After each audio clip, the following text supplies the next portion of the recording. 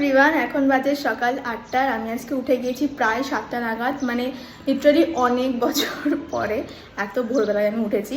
কেননা আমার আজকে হচ্ছে একটা শ্যুট, আর এখন বেরোনোর আগে একটুখানি চা খেতে হবে, নয়তো মাথাটা সারা দিন খুব বাজেভাবে ধরে থাকবে। এটা হচ্ছে আমার আজকে মেকআপ আর্টিস্ট।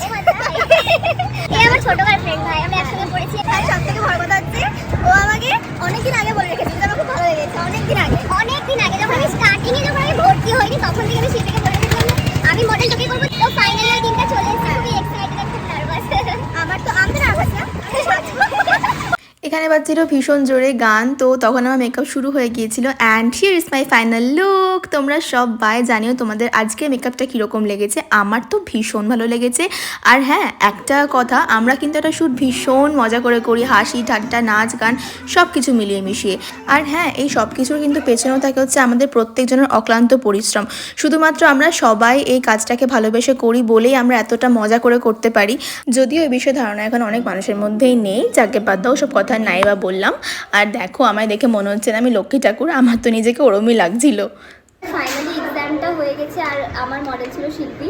খুব সুন্দরভাবে সমস্ত কিছু হয়েছে, খুবই ভালো লাগছে। Thank you so much. কিসে থ্যাংক ইউ?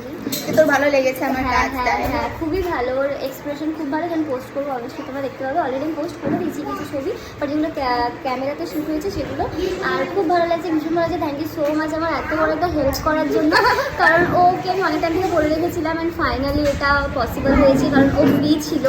আর তোমরা অবশ্যই শিল্পীর কাজ তোমরা দেখেছো, please okay as a model মানে okay as a makeup artist book করে নিও তোমরা তোমরা সবাই। তোমাদের স্পেশালিতে আমাকে বুক করতে পারো।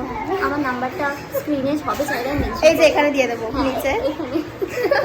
এখন বাজে 6:51, এসেছিলাম 9টার সময়, তো এখন বাড়ি আছি। চলো টাটা।